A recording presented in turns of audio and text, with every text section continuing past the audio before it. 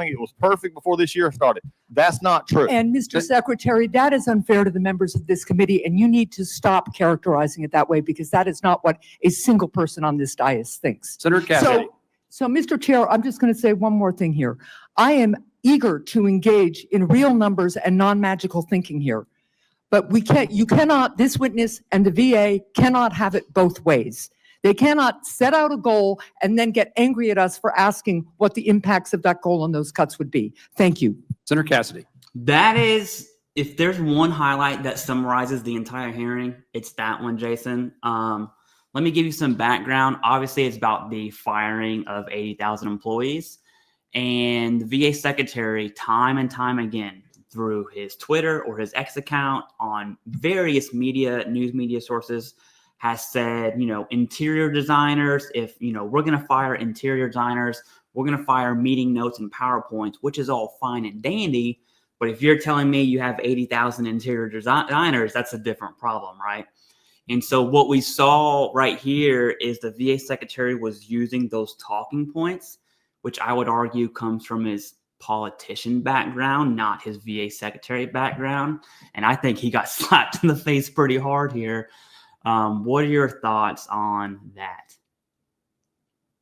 Yeah, so again, I got some rain in the background. I apologize. I'll talk loud as I can, and hopefully it works out. So absolutely agree. And I think that, the congressional members aren't going to have it. The Senate members, right? Actually, anybody in Congress on any one of these committees where the VA secretary is going to have to do a hearing, they're not going to give him the latitude that maybe they would. That the fuse will be much shorter because he's been on that side. He understands. And so I think that there's not really any tolerance for any sort of delays or kind of, let's look over here at the shiny star.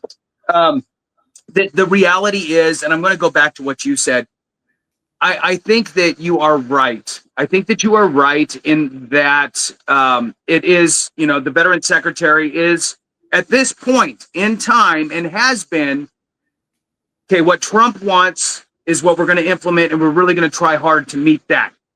That's what we're doing.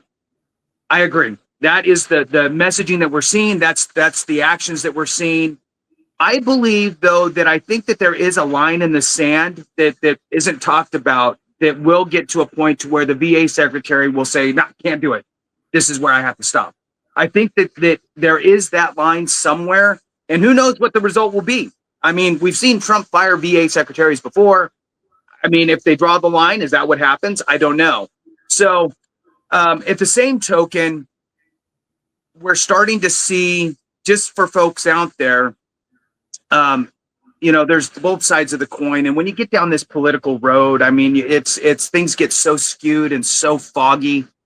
But recently, you talked about it, I talked about it, the executive order by Trump for the benefit of veterans and trying to establish something really good and having some additional layers in there for some other things at the same time for veterans.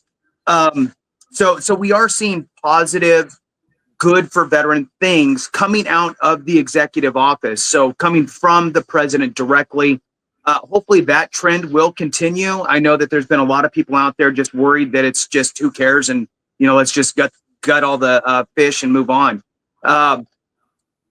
I think in this hearing, Clay, I think that is a good way to start. That you started it off right, that they aren't having it. They aren't having it, and there's going to be a lot of this, I believe, through it. So back to you. Yeah, I do want to bring up how she said, I forgot what she said exactly. I'm going to paraphrase it into something we know. You can't have your cake and eat it too. You can't have it both ways. And so what happened is the 80,000 number that everyone's talking about being cut from the VA, that was a leaked memo. I think it was from the AP. It was about a month and a half ago. It was leaked anyways. And when it was leaked, now the administration is trying to pick up the pieces, specifically the VA. And so that's whenever we hear things like, hey, interior designers, non-mission critical positions, which, listen, everyone understands the federal government needs cuts. No one's arguing with that. And I like how you said there's two sides of the coin there. on one side in the Senate hearing, was there political drama fiasco drawn up for these clickbait highlights? Yes, it absolutely was. Mainly on the Democratic side. You may ask yourself why. Pretty easy, because the VA secretary is a cabinet position under Trump, right? So yes, that's going to happen. At the same time, I would also say that doesn't invalidate their arguments. Her argument that's a valid statement. Whether you side with her or against her, it doesn't matter.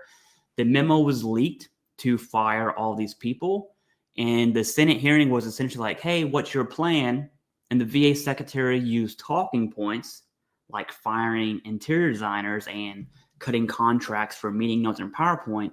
He used talking points instead of saying, okay, here is our actual plan. And he just keeps getting hammered time and time again. That's essentially what we're going to view here. Hey, because I don't know won't work, right? Like, what's your plan? I don't know.